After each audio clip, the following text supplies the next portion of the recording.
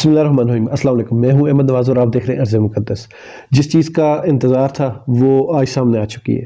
کافی عرصے سے ہم وقتاً فوقتاً ایسی اندر کی چھپی ہوئی باتیں، الزامات سن رہے تھے، فلاں نے تو شہانہ سے یہ لیا، فلاں نے وہ لیا، اس طرح کی بہت ساری باتیں تھی، الزامات تھے۔ وہ ساری کی ساری چیزیں اب سامنے آ چکی ہیں اور اس کو باقاعدہ پبلش کر دیا گیا ہے عوام کے لیے۔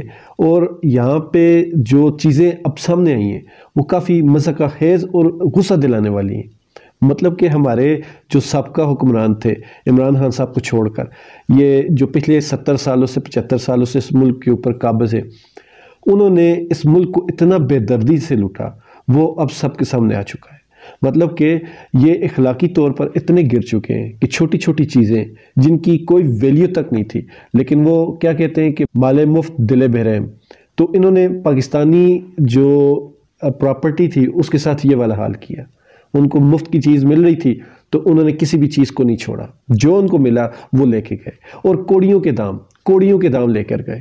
عمران خان صاحب کے اوپر انہوں نے گھڑی کا الزام لگایا تھا اور اس پہ جتنا انہوں نے گرد اٹھائی وہ لفظوں میں بیان کرنے کے قابل نہیں ہے۔ مطلب کہ اس جو لیک سے یا اس کو پبلش کریں جو چیزیں سامنے آئی ہیں اس میں ایسے ایسے لوگ ننگے ہو رہے ہیں جو عمران خان صاحب کے اوپر اتنے واہیات الزامات لگاتے تھے اور اتنی گندی زبان، واہیات زبان استعمال کرتے تھے۔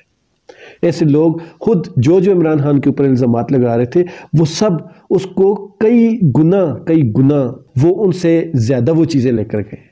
مطلب عمران خان صاحب پہ خواجہ آصف صاحب نے ایک الزام لگایا تھا کہ گڑی گڑی میرا دل کرے، اس طرح کی انہوں نے ایک مضحکہ خیز وہی ٹویٹ کی تھی، اور اسی خواجہ آصف نے 7 گڑیاں خود لی ہیں توشخانہ سے۔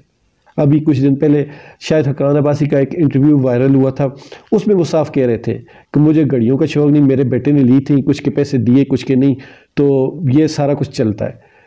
تو اب ان کی خود کے اوپر جب بات آئی تو پوری دنیا کو پتہ لگے گا کہ یہ خود کتنے ننگے۔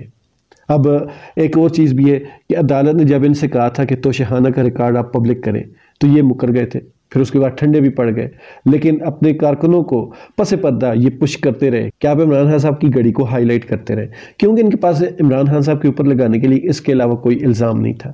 اور جب کسی کے پاس کوئی بڑا الزام نہ ہو تو وہ پھر چھوٹے چھوٹے ایسے الزامات کے پیچھے چھپتا ہے۔ لیکن برا ہو جس نے بھی یہ لیک کی، لیکن یہاں پر ہمارے کچھ دوستوں نے یہ پوائنٹ اٹھایا ہے کہ یہ ریکارڈ لیک کیوں کیا گیا۔ اب تو حکومت بھی نون لیگ کی اپنی ہے اور اس میں سب سے زیادہ متاثر بھی یہ حکومت والے ہی ہوئے، تو ایسے کیسے ہو سکتا ہے کہ اپنی حکومت میں کوئی ایسا ریکارڈ لیک ہو گیا ہو؟ کافی سارے لوگوں کا خیال ہے کہ یہ جو ریکارڈ رکھنے والے لوگ ہیں وہی لیک بھی کرتے ہیں، اور لیک کیوں کرتے ہیں یہ میرا اوپینین ہے۔ جب آپ کے کچھ زیادہ سر چڑھنے لگتا ہے تو پھر اس کو ایک آدھ جھٹکا دینا ضروری ہوتا ہے، لیکن یہاں یہ بات بھی قابل غور نہیں۔ اس سے بھی بڑی جو بات قابل غور ہے وہ یہ ہے کہ ریکارڈ یہ 2002 کے بعد کا لیک ہوا ہے، پبلش ہوا ہے، تو 2000 سے پیچھے 47 تک جو ریکارڈ وہ کیوں نہیں لیک ہوا؟ اصل جو چیز ہے وہ اسی بیچ میں ہے۔ یہ ایک ٹائم پیریڈ کے حساب سے ایک چھوٹا سا ٹائم پیریڈ 21 سال کا انہوں نے ریکارڈ جو ہے وہ پبلش کیا ہے۔